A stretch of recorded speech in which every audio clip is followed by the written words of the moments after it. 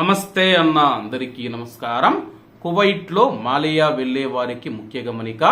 Kuwait లో రోజు రోజుకు ఉష్ణోగ్రతలు పడిపోతూ ఉన్నాయి. అలాగే కువైట్ లో శుక్రవారం రేపు వాతావరణం గురించి వాతావరణ శాస్త్రవేత్తలు కీలక ప్రకటన చేశారు. వివరాల్లోకి వెళ్తే కువైట్ వాతావరణ శాస్త్రవేత్త బదర్ ఆల్ ఉమారా గారు స్థానిక మీడియాతో మాట్లాడుతూ కువైట్ లోని కొన్ని ప్రాంతాలలో తేలికపాటి నుంచి మోస్తారు వర్షాలు కురుస్తాయి. కొన్నిసార్లు ఉరుములతో కూడిన వర్షాలు కువైట్ లోని కొన్ని ప్రాంతాలలో పడే అవకాశం ఉందని చెప్పేసి, అలాగే దీనికి తోడు గాలులు కూడా వీస్తాయని చెప్పేసి శుక్రవారం రేపు ఉదయం నుంచి అర్ధరాత్రి వరకు ఇదే పరిస్థితి కొనసాగుతూ ఉంది.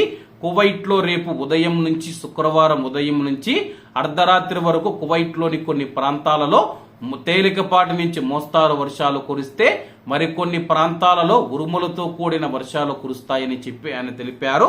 అలాగే కువైట్ వాతావరణ శాస్త్రవేత్త కువైట్ లోని వాతావరణం గురించి కీలక ప్రకటన చేసింది. కువైట్ ప్రస్తుతం వాయువ్య గాలులతో పాటు తూర్పు యూరోప్ నుంచి వచ్చే శీతల గాలులతో కూడిన పీడనంతో ప్రభావితమవుతూ ఉందని చెప్పి, ముఖ్యంగా కువైట్ లోని వ్యవసాయం మరియు ఎడారి ప్రాంతాలలో మంచు కురిసే అవకాశం ఉందని చెప్పేసి వాతావరణ కేంద్రం డైరెక్టర్ డేరా ఆల్ అలీ గారు తెలిపారు.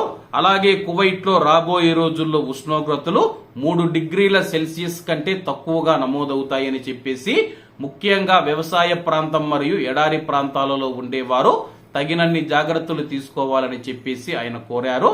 ప్రస్తుతం కువైట్ లో రేపు శుక్రవారం వాన పడుతూ ఉన్న నేపథ్యంలో మాలియాకు వెళుతూ ఉన్న మన భారతీయులు ఎవరైతే ఉన్నారో తగినన్ని జాగ్రత్తలు తీసుకోండి. అలాగే చలి తీవ్రత కూడా ఎక్కువగా ఉంటుంది కాబట్టి, అలాగే సముద్ర తీరంలో మాలియా బీచ్ లో కూడా చలిగాలులు ఎక్కువగా ఉండే అవకాశం ఉన్నాయని చెప్పేసి వాతావరణ శాఖ అధికారులు తెలుపుతూ ఉన్నారు. కాబట్టి తగినన్ని జాగ్రత్తలు తీసుకోవాలని కోరుకుంటూ అందరూ బాగుండాలి, ఎందులో మనం ఉండాలి. అందరికీ నమస్తే అన్న, జై హింద్.